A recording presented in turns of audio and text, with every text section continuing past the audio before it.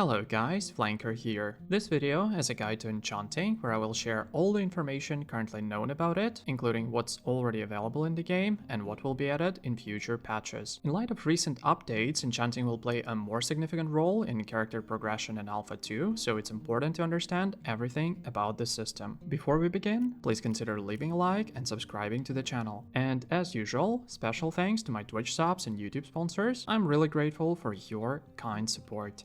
Enchanting is a system in Ashes of Creation that allows players to enhance their gear and increase its stats. This is done using enchanting scrolls, some of which can be purchased from vendors, while others can be crafted by players who have chosen Scribing as one of their artisan skills. However, enchanting itself is not an artisan profession and is available to all players. Enchanting is not an artisan profession, no. It is created by a few different professions participate in the creation of enchantment scrolls. Those enchantment scrolls are primarily going to be interfaced on the profession side with Scribe, but once that scroll is created, then it's in the hands of the open economy and players may utilize them to enchant weapons and stuff. Enchantments are primarily categorized into two types. Vertical enchantments provide direct power enhancements such as increased damage, defense, or stats. Currently, each level of enchanting adds +1 to all stats of the item. For example, Iron Longbow enchanted to +5 will give 5 more physical power, 5 more attack speed, 5 more strength, and 5 more physical penetration. However, as the level of enchanting increases, the success rate decreases, the risks of failure grow, and there is a chance to reset the enchanting level or even cause item destruction. We'll talk about this in more detail in a minute. It's a progressive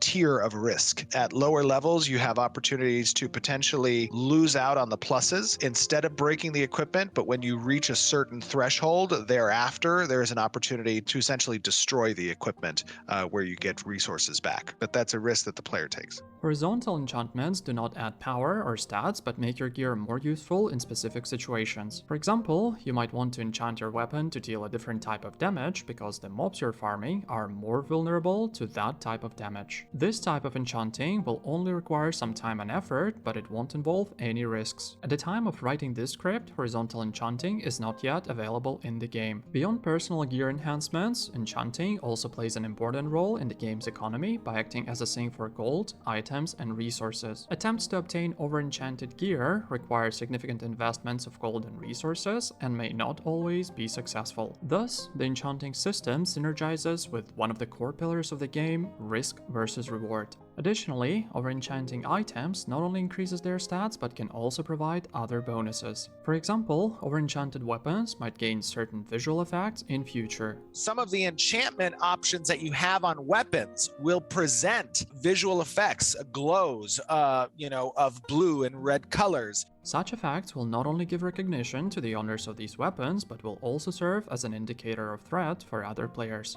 Novice enchanting scrolls and charms can be purchased from the vendor at the laboratory to the northeast of Lionhold. Charms increase the chance of successful enchanting by 5%, at least for now. Higher tier scrolls and charms can be purchased from scribe vendors at laboratories of tier 2 or higher if they are built in nodes. Alternatively, they can be crafted by scribes with the appropriate certification level. Now I'm going to show you an example of enchanting a piece of gear. I recommend paying attention to the cost of enchanting, success rates, and the possible outcomes. I'll stay quiet so you can observe the process on your own, and once it's finished, we will continue.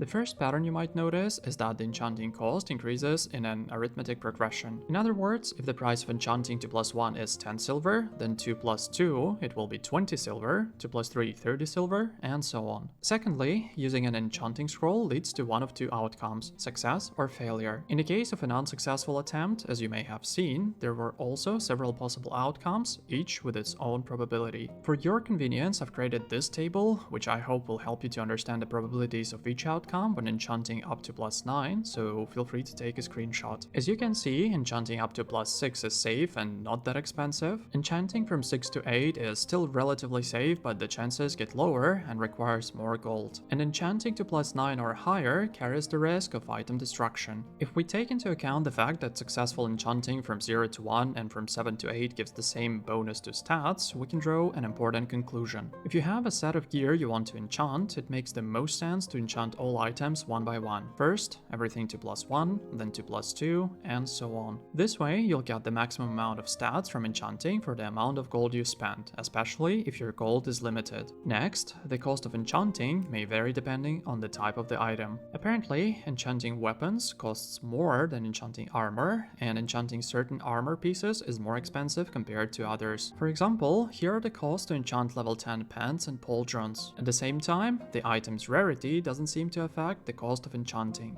Now, at the beginning of the video, I mentioned that enchanting will become more important following recent updates, specifically after the nerf of weapon and armor stats. Take a look at the bronze shortbow, for example. On the left, you can see its current stats, and on the right, its stats prior to the nerf. If we imagine that both bows are enchanted to +8, in the first case, 8 physical power, 8 attack speed, and 8 strength will provide a noticeably greater percentage increase compared to the second case. Additionally, as we know, the behavior of certain mobs and their stats have been changed recently, making PvE a bit more challenging. Therefore, players will need to take full advantage of all available options to make their characters stronger. Another important thing to keep in mind is that sometimes it makes more sense to enchant an item rather than crafting it in the legendary tier. Obviously, those two are not mutually exclusive, but here's a good example. Here's the bone ring in 6 different tiers, and as you can see, the stat increases with each rarity tier are very minimal. Therefore, it doesn't really make much sense to craft a legendary. The most rational approach would be to craft a rare bone ring and enchant it to, let's say, +8. It would be much easier and cheaper to obtain rare resources than legendary, and the difference between a rare and a legendary ring is negligible. Additionally, since crafting a rare ring is cheaper, it provides an opportunity to take risks and attempt to enchant it higher than +8. If it fails and the ring gets destroyed, it won't be a significant loss, whereas losing a legendary ring would be far more painful.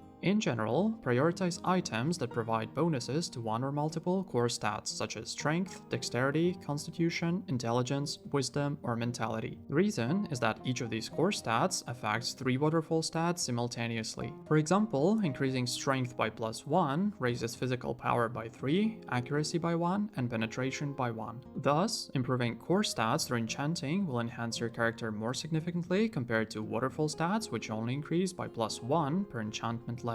Finally, enchanted low-level gear can significantly speed up the leveling process for alt characters. Additionally, giving a set of enchanted gear to a friend who started playing later will help them catch up to your level faster so you can play together. There are approximately 20 various types of enchanting scrolls, each offering different bonuses. However, not all of them are in the game yet. You already saw me using ordinary enchanting scrolls, and now let's take a look at the others. This category combines scrolls that reduce the cost of enchanting, and one of them can even make it free. The descriptions of these scrolls are the same and they provide a similar bonus. However, their names and recipes are different, so I'm not sure what's the difference between them. Scrolls in the next category reduce the risks of negative outcomes upon failure, and some of them even eliminate the chances completely. There are no crafting recipes for these scrolls yet, but I would assume that crafting them won't be an easy task. The next 4 scrolls provide a multiplier to the success chance of enchanting, but apparently their descriptions are not entirely accurate. I would assume that their actual multipliers of the base success chance are 1.1, 1.5,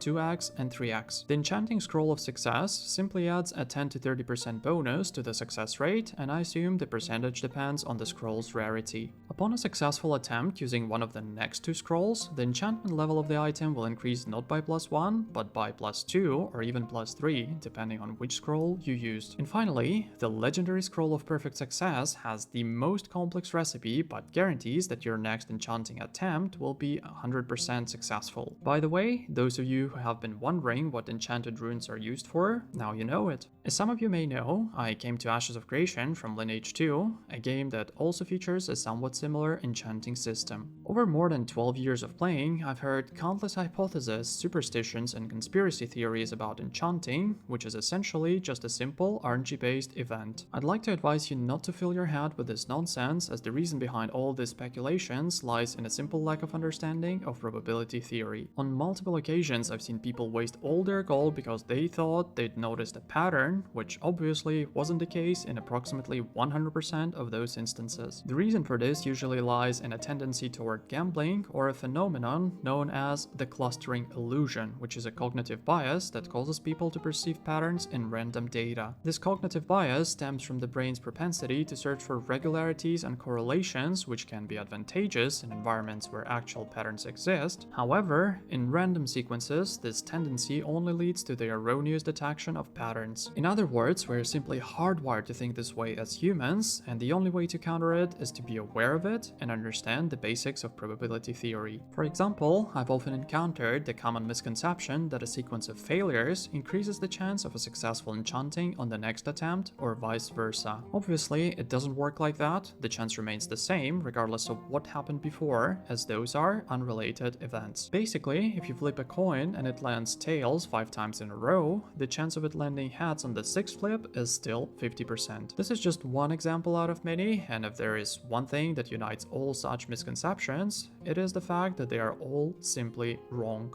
If this video was helpful, please consider leaving a like and subscribing to the channel. Also, you're welcome to join my Discord server, where we pass the time while waiting for the servers to open again. Finally, my Twitch streams will be back on December the 20th when Phase 2 begins, and I'll be glad to see you there. All my links are in the description of this video. That's it for today. I'm Flanker, and I'll see you soon.